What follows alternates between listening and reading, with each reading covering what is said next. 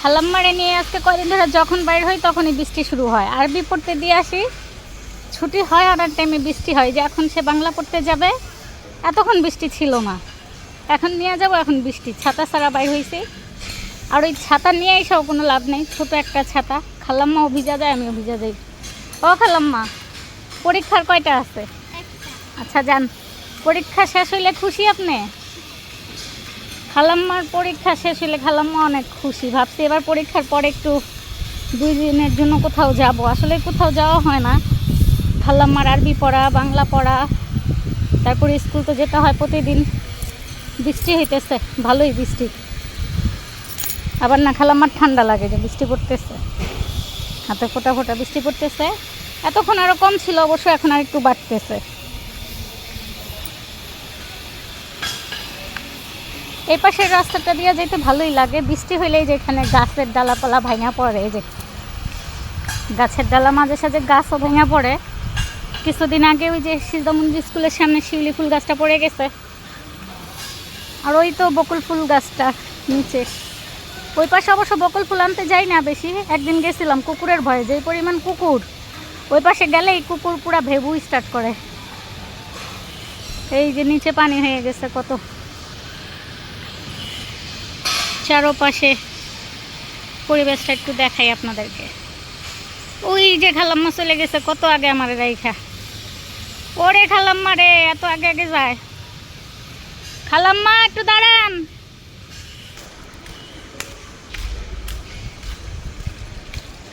I সিজদামণি,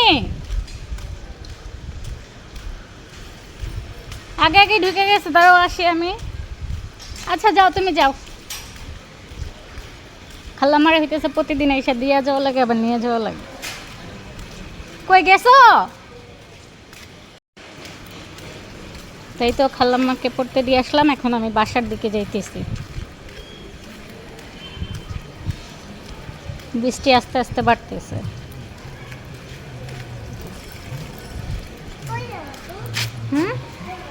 বাসায় যাই, যাবা? তুমি বৃষ্টিতে ভিজতেছো কেন? বাইরে খেলতেছো? একাই বাইরে হয়েছো? এখন কোন দিক যাবা খেলতে? তোমার নামটা যেন কি? ও ভুলে এখন। হ্যাঁ হ্যাঁ বুঝছি তো। কার সাথে আসছো? আপু কোথায় আজকে? এই বাসায় না তোমাদের ওই বাসায়? এই বাসায় কখন আসছো? একটু পরে আসছো। আর আপু এখানেই আছে? আর একা বাইরে হয়েছো, ঠান্ডা লাগবো না বৃষ্টির মধ্যে? বৃষ্টি পড়তেছে, আইসো আপুদের বাসায়। আবার যখন আসবো আইসো, আপুরা বললো যে আপু যাইতে বলছে। হ্যাঁ আপুরে নিয়ে এসো। আল্লাহ হাফেজ। আচ্ছা যাও। এটা হইতেছে আমার একটা ছোট ভাই, ওর সাথে দেখা হইলো, জিজ্ঞেস করলাম ওর আপুর কথা, ওর কথা। আর এই তো এখন বাসার দিকে যাইতেছি। আরেকদিন দেখছিলা কোথায়? তাহলে ডাকলা না কেন? ডাকলা না কেন?